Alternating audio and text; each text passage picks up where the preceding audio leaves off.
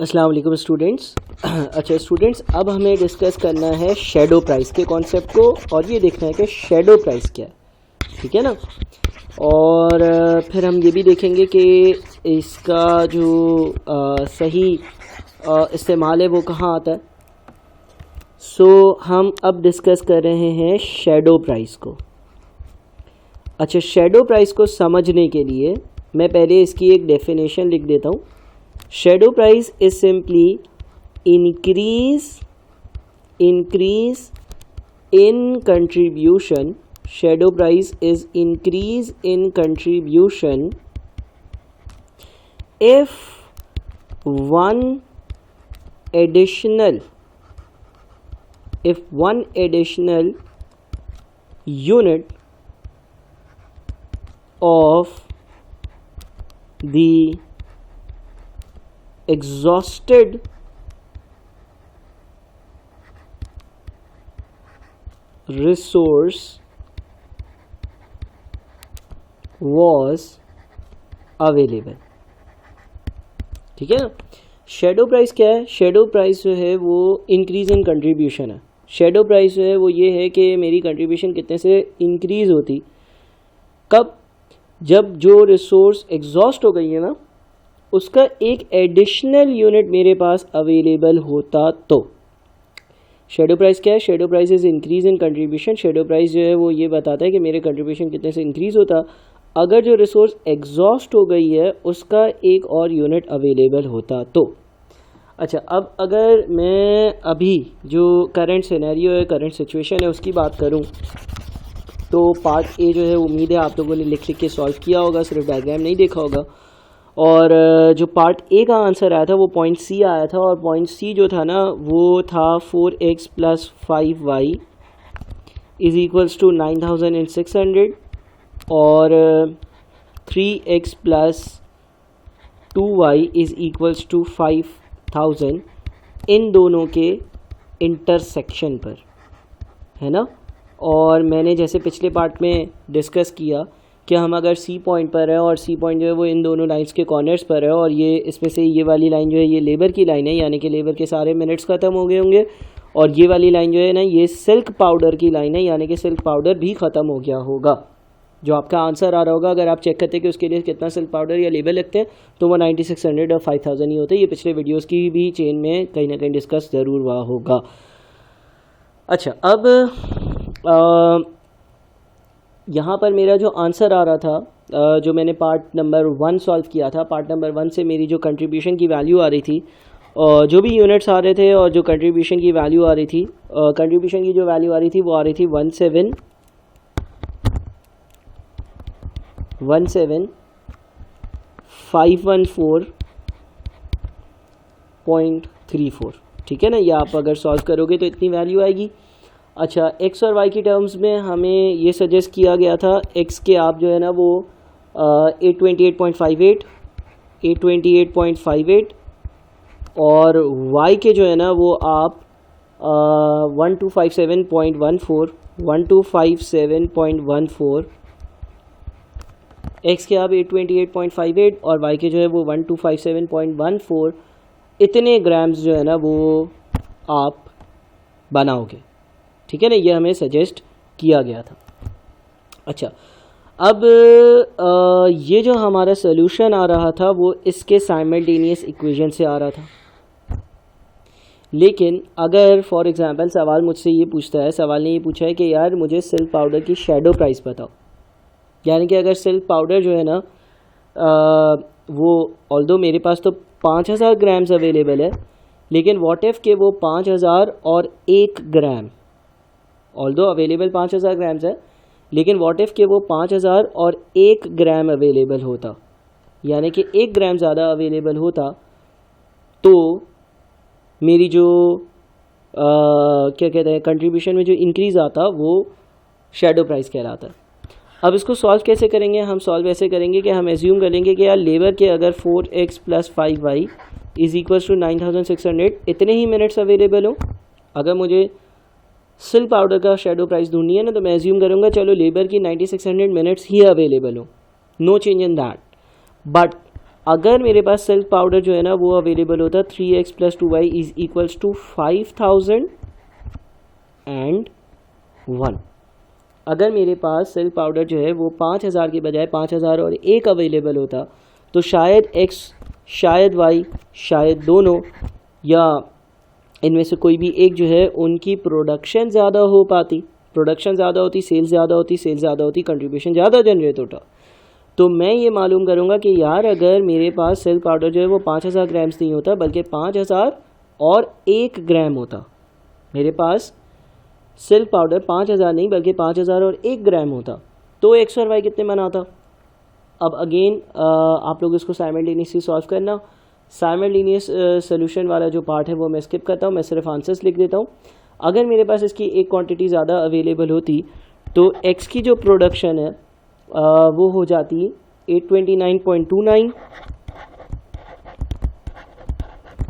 और जो वाई की प्रोडक्शन होती वो हो जाती 1256.57। ठीक है ना, तुम सॉल्व करके देख लेना।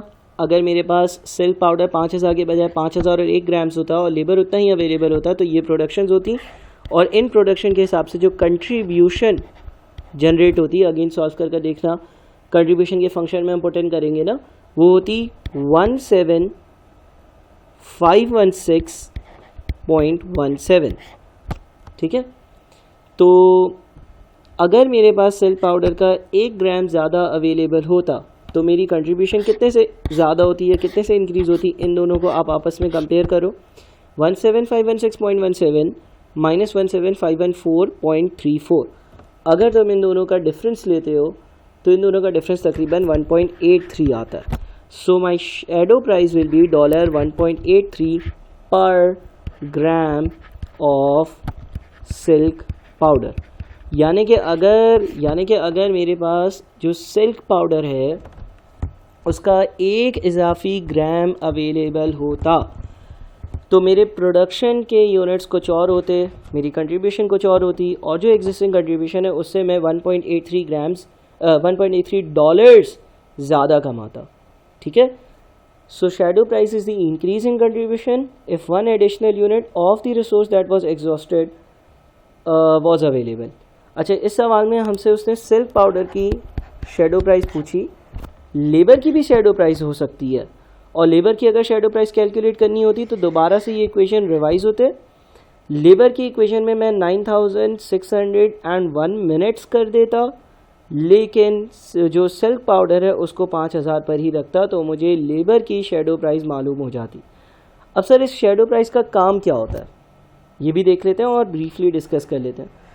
देखो अभी हमें जो सिल्क पाउडर है वो कितने का मिलता है, सिल्क पाउडर मिलता है $2.20 पर ग्राम। ये सवाल में मेंशन है ना, सवाल में लिखा हुआ है कि आपको 1 ग्राम सिल्क पाउडर जो है ना वो $2.20 का मिलता है। अब ज़रा गौर से सुनने वाली बात है, बहुत गौर से सुनने वाली बात है। देखो मैंने ये देखा कि यार अगर मेरे पास सिल्क पाउडर जो है वो 5000 के बजाय 5001 ग्राम अवेलेबल होता तो मेरी कंट्रीब्यूशन 1.83 से ज़्यादा होती। अच्छा, जब मैं ये कंट्रीब्यूशन की बात कर रहा हूँ, बिकॉज मैं कंट्रीब्यूशन की बात कर रहा हूँ, ये जो मैंने ये इंक्रीज़ इन कंट्रीब्यूशन कैलकुलेट किया, ये कंट्रीब्यूशन के फंक्शन में पुट इन कर दिया, सारी चीज़ें पार्ट 1 से लिंक्ड है। तो तुम खुद बताओ कि क्या ये 2.20 जो इसकी कॉस्ट थी, जो जितने का ये पड़ता है, जो इसकी वेरिएबल कॉस्ट थी, कंट्रीब्यूशन क्योंकि निकाली है which is sales minus variable cost, तो ये माइनस हो चुकी होगी। यस सर, हो चुकी होगी। ठीक है ना, यस सर, बिल्कुल हो चुकी होगी। $2.20 जो है इसकी पर ग्राम कॉस्ट है जब हमने कंट्रीब्यूशन निकाली, because contribution is selling price या sales revenue minus variable cost.